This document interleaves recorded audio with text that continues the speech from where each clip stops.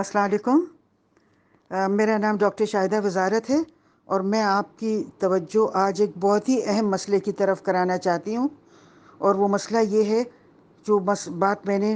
कई सालों से मैं कह रही हूँ, जो मैंने अपनी किताब फाइटिंग इम्पीरियलिज्म लिबरेटिंग पाकिस्तान जो 2011 में छपी थी उसमें भी कही थी, और फिर ऑल्टरनेटिव टू द IMF जो अभी दिसंबर 2022 में छपी है, उन दोनों में मैंने कहा था कि तरक्की पजीर ममालिक में आज जो इंतशार है, जंगें हैं और उनकी मईशतें बिल्कुल बहुत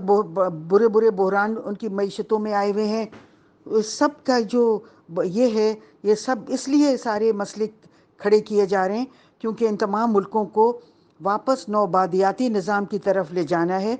जो दूसरी जंग अजीम के बाद ख़त्म करना पड़ा, तो अब उसको दोबारा वापस लाया जा रहा है। और इसमें हिकमत अमली ये अमेरिका ने इख्तियार की है कि हिंदुस्तान निजात जो लोग हैं उनको तमाम दुनिया भर के इदारों के सरबराह या नंबर 1 या नंबर 2 लोग उनको अपॉइंट किया है, और भी जो हाई टेक इदारे हैं उसमें सब हिंदुस्तान के लोगों को उसमें रखा गया है। फिर उनको इस्तेमाल किया जाएगा क्योंकि थेरी ये बताती है, इकनॉमिक थेरी में हम ये पढ़ते हैं कि अगर आपको कोई काम करना है तो उसमें पॉलिटिकल विल बहुत ज़रूरी है। तो अगर पाकिस्तान को कोई अमेरिका नुकसान पहुंचाना चाहेगा तो वो ऐसे लोगों से करवाएगा जो इंडियन ओरिजिन के हैं। मिसाल के तौर पे जो माशी जंग पाकिस्तान पे एक इकनॉमिक वॉरफेयर हो रहा है पाकिस्तान में, हर चीज़ को इतना महंगा किया जा रहा है जबकि सस्ती चीज़ें मौजूद हैं। ईरानी तेल है, सेंट्रल एशिया से तेल और गैस मिल सकता है और रूस से मिल सकता है, और ये सब ममालिक वो हैं जो तैयार हैं कि डॉलर के बजाय हम लोकल करेंसी में ले लेंगे, मगर पाकिस्तान लेने पे तैयार नहीं है, जबकि हिंदुस्तान इससे भरपूर फ़ायदा उठा रहा है। तो ये एक माशी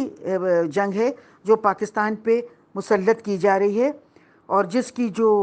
सरबराह हैं वो Geeta Gopinath, deputy managing director IMF हैं। ये सारा उनके सुपुर्द है। फिर इसके अलावा अगर आप ये देखिए कि दुनिया का एक बिल्कुल छोटा सा मुल्क है नाइजर, जिसकी आबादी सिर्फ 25 मिलियन है और ज़्यादातर मुसलमान हैं, और रकबा सिर्फ 4,90,000 स्क्वायर मील है। 75 साल से 70 साल से उसकी लूट मार हो रही थी, मगर अब उसने वो लूट मार बंद की है और वहाँ एक फ़ौजी जनरल ने इक़्तिदार संभाल लिया है, और उन्होंने अपने जो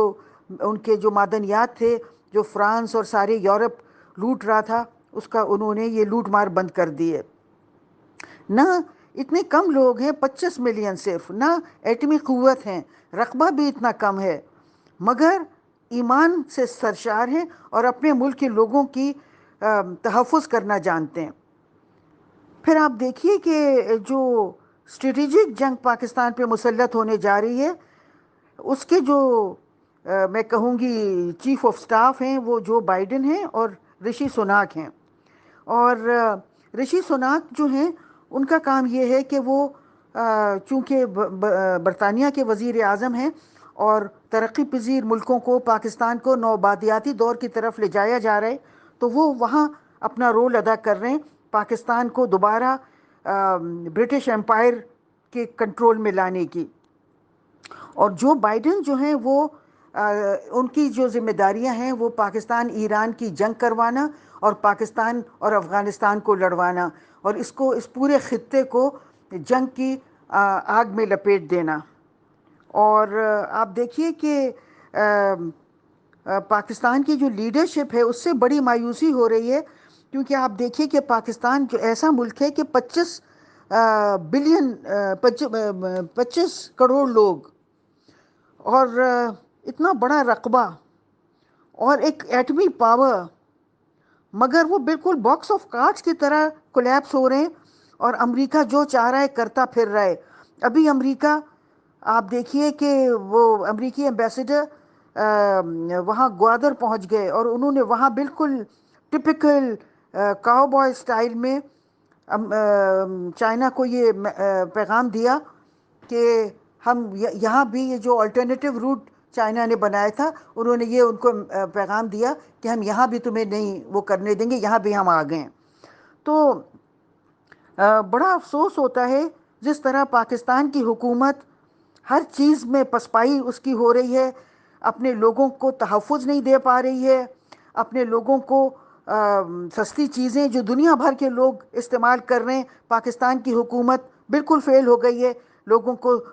کچھ بھی سستا دینے میں،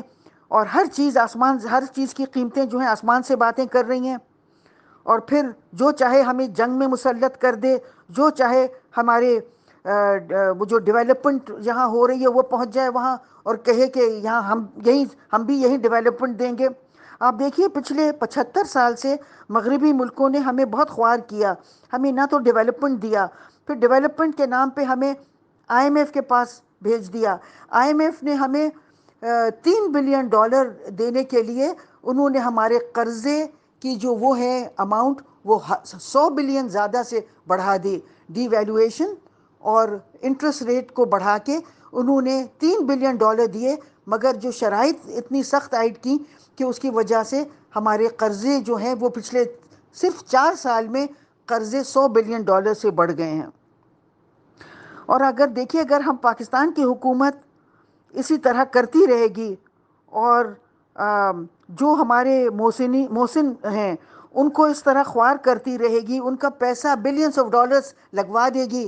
بندرگاہیں بنانے پہ اور ہمیں ڈیولپمنٹ دینے پہ، اور پھر وہ امریکہ کے ساتھ ہو جائے گی۔ امریکہ وہ ملک جس نے ہمیں کبھی ڈیولپمنٹ نہیں دیا، جس نے ہمیں ایٹمی قوت نہیں دی، سارا ٹائم اتنے سالوں سے وہ پروگرام بنا رہا ہے کہ کس طرح ہماری یہ ایٹمی قوت ہم سے چھینے۔ پھر نیوکلیر سویلین پروگرام ہندوستان کو دیا اور ہمیں نہیں دیا، مگر اگر ہم اتنے بے ضمیر ہو گئے کہ اس کے باوجود ہم امریکہ کو اپنے ڈیولپمنٹ کو گوادر میں اور پورے پاکستان میں ڈیولپمنٹ کو مسمار کرنے کی اجازت دیں گے، تو میں سمجھتی ہوں کہ ہم جو ہیں ایک بہت ہی احسان فراموش ملک ہیں، اور میں سمجھتی ہوں جو تاریخ دان ہے وہ اس کو یاد کرے گا as the greatest treachery of the great game. اور اس کا نہ صرف پاکستان کے ہم لوگوں پہ، ہم لوگ بہت انسیکیور ہو جائیں گے،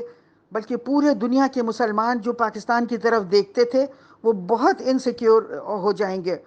اور آپ دیکھیے کہ مجھے بہت ہی افسوس کے ساتھ کہنا پڑتا ہے کہ آئندہ آنے والے سالوں میں مسلمانوں کا مستقبل بہت تاریک دیکھ رہی ہوں۔ مجھے خدشہ ہے کہ جو آج فلسطینیوں پر اور کشمیریوں پر جو ظلم اور ستم ہو رہا ہے، مجھے لگتا ہے کہ پاکستان سے ڈیل کرنے کے بعد ہمارے سارے مسلمانوں کے ساتھ، مسلمان بچوں کے ساتھ وہی ہوگا جو آج